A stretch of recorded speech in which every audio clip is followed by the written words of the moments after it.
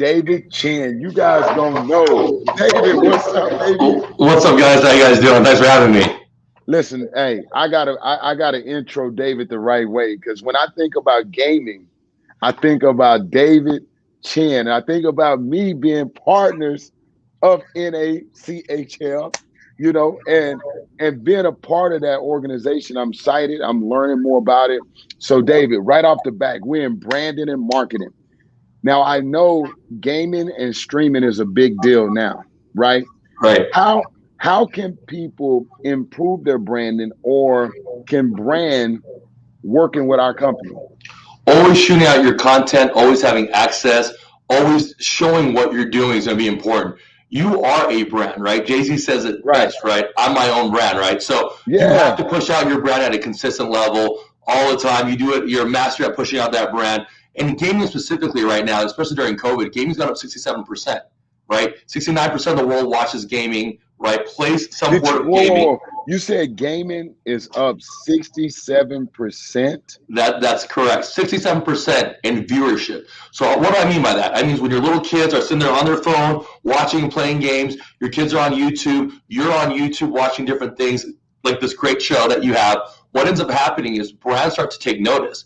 And esports itself, some of the biggest things that we have, one of the things that most people don't know is we have our own esports news channel. 34 countries, 40 million viewers a month. And we're talking about what's going on in esports in the news and the athletes and celebrities that are part of that. That is key to branding, getting your name out, and that is the power of esports. It's a $3 billion industry. If you're not sitting there enjoying this industry, you're not knowledgeable, you can contact us. We'd be more than happy to help you out. We run tournaments for everybody, but the NACL is a nonprofit organization in 220 universities, 30 plus participants around the world, and it's been amazing. Look, we got a great question. Hey guys, if you don't remember, super chat your questions in because we want to answer your questions. Okay, so here's a great question for you, Dave. How often do you post on your gaming channel? And to who? What audience? So it depends on what your audience is. When I'm gaming on my Twitch, I do Forbes of Ice and Fortnite, or I play Forbes of Ice and 2K. I'll talk about Right. businesses I'm playing, and that's my niche of what I have to do. You should do it daily, just like you're pushing out your content daily. It's another medium of people. And you're talking about 3 billion people that are doing this, right? And a multi-billion-dollar industry. It's the fastest growing industry in the world. You got to take part of this because the opportunities are endless. Okay, so man, listen, I gotta talk about 2K.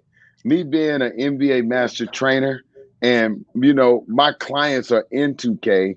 My son loves 2K. I know you love 2K, and people don't know that I'm super nice at 2K on the low. Okay, so let's talk a little about 2K and how you can brand yourself or market yourself in 2K. Yeah, absolutely. Most people don't know is when you're a streamer and a gamer, a lot of these guys are making 6 figures, 7 figures, 8 figures off of gaming, off their channels, off endorsement deals. It's the new in, right? That's the Right, reality of it. Now, when you have a news channel that pushes out, it's a bigger end. So when you're doing 2K and playing like that all the time, it's playing it, featuring something that's different for you in content. You yourself a right, master trainer, playing with other people, having that news out. But brands will see it and they'll see the numbers. And if they have someone like you and your son, and let's say Dwayne Wade and LeBron or Liz or whoever it is, those people that put it in as a new form of viewership. And the most important part is you get to interact with your fans. That's the community side of it. wow, And that's where you really start building things. Because listen, in social media, you have 2, 3, 4 million followers. On Twitch, you might have 5,000 followers. You might have right. 10,000 followers.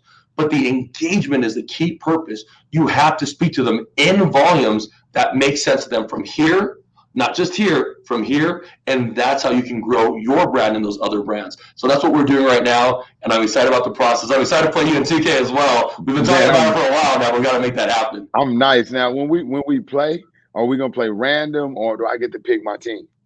Well, the way we do it is, to be fair, we let people go random, 3 out of 3 chances, and that it's just kind of the odds. But we can also pick the team too. But it's all about the gameplay and the pings and things like that. What are your stream numbers, if you don't mind, if I'm not like poking the bear or anything like Sure. that. But people want to know because we're talking branding, we're talking marketing, we're talking 48 minutes a game. Right. And right now I'm the coach. So I Right. want to know statistic numbers. And numbers are important, not only in my world as a master trainer, but in your world as a gaming master. What are those numbers and who are you streaming to? The crazy part is, and I'm going to say this before it happens, I'm an ex-Deloitte managing partner, largest accounting finance firm in the world, and now I'm in gaming. So for the people who are wondering about the business side of it, that's where I came from. This is where I'm at right now. I'm going to tell you the numbers are phenomenal.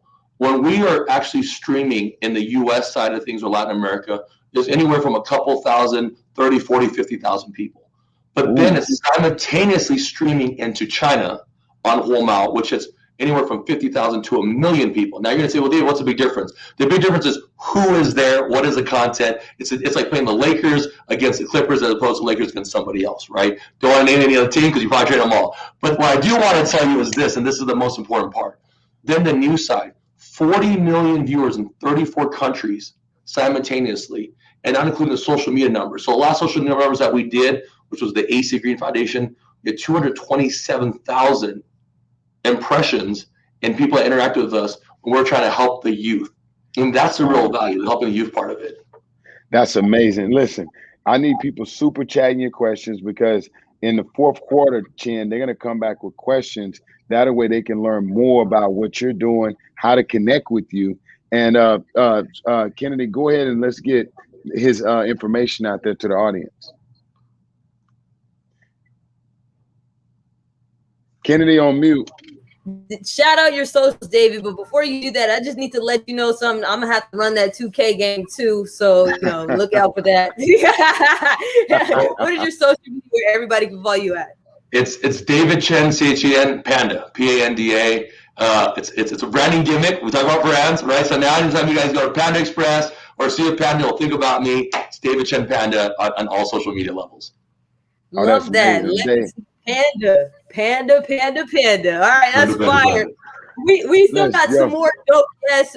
Be sure to be super chatting in those questions though. Right now, we're gonna bring in another GOAT to tap in with us to talk about branding and marketing. He's none other than a YouTube sensation. Let's just call it social media Ooh, sensation. He goes by the name of Jesser. Hop in with us here. Let's go. Jess, what up, baby? Hold on, I think we got Jess muted.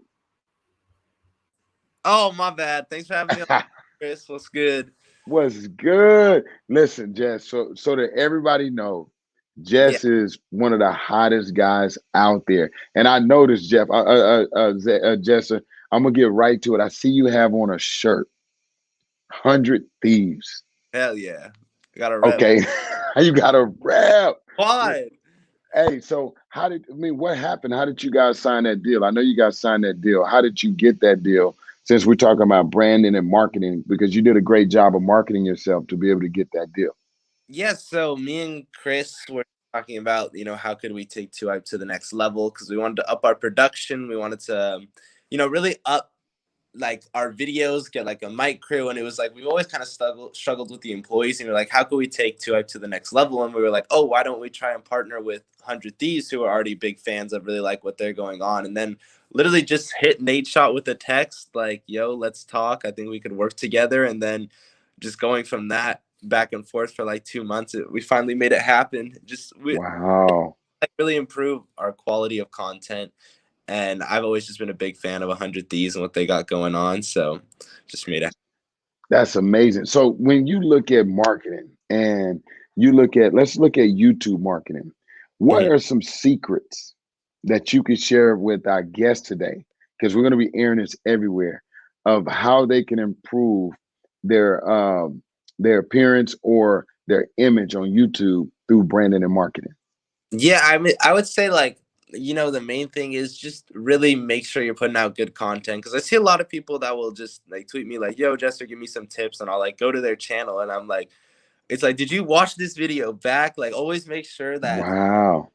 king. So at the end of the day, you got to make the content the best, like over everything else, because that's going to be the most important thing. Once you get people in, if they see a bad video, they might never click another one again. So just always making sure you can put out the best content, even more than like the thumbnail title at the end of the day. And this is the same with like products too. Like the products, Right. the content is king, and all the other stuff will fall more naturally from that. So I would say that's even the most important part, even though that's not necessarily marketing, but just what you're marketing, like the content itself needs to be spot on. And then YouTube, like if you want to market a product, it always just like helps showing, actually using it or like actually playing a game. Well, the one thing that stood out to me, Jess, right away was that your fans need to recognize this quickly. You do go and research the people that reach out and say, "Hey, how can you help me?" Because that stood out. Because most people, they don't think you take the time to follow up. So, guys, when you're reaching out to Jess, make sure that you're putting your ducks in order, that you're organizing your channel. So when he gets there, he actually could direct message you, communicate with you, and give you some insight to help you go forward. Now, Jess, we got a question up on the board. It says, do you suggest finding a niche? Yeah, I would say on YouTube, finding a niche, especially with nowadays, like it seems like everyone wants to be a YouTuber. So it's pretty oversaturated to just be like, starting off doing like 10 different types of content. It can be really tough for me. Like I started with basketball gaming, which is like a pretty specific niche. And like even within the basketball gaming, like I had an even more specific niche, was a certain game mode.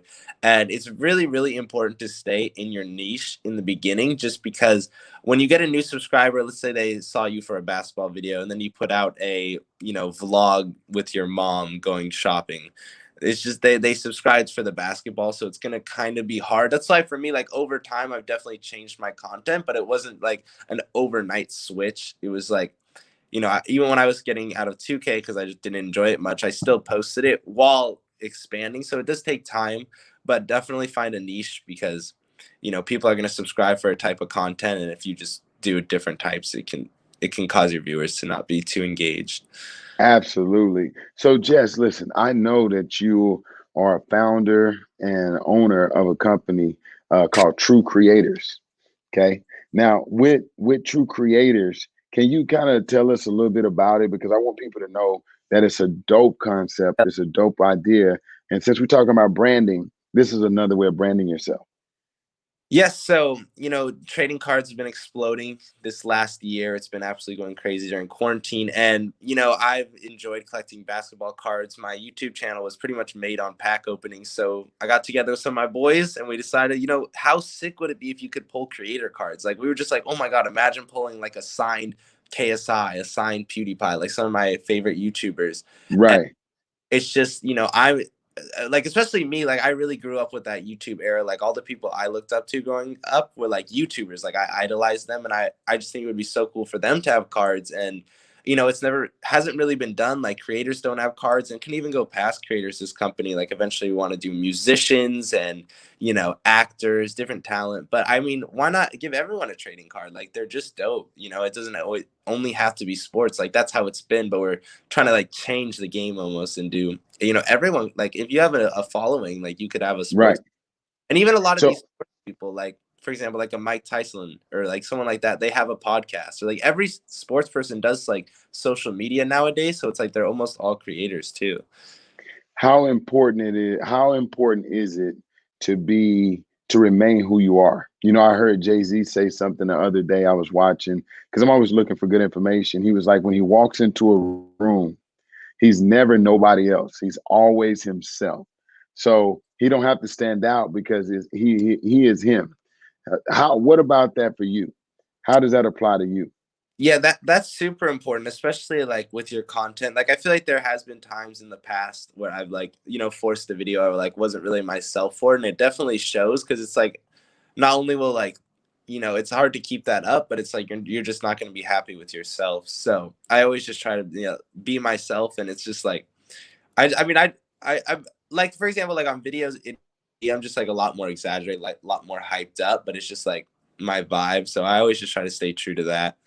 And because that's what the people like, that's what I built my audience on, is just being true to myself. So it's definitely super important, and it will just make you happier. Like, because if you're like always playing a character 24/7, you're just gonna be unhappy, and it's gonna get to you mentally. You killed it, bro. So Kennedy, what we got?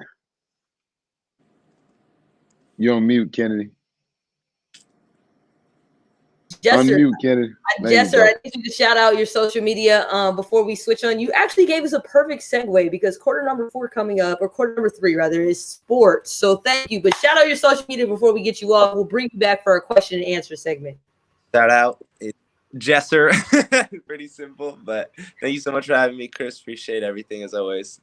Appreciate it. Absolutely, bro. Absolutely. Guys, don't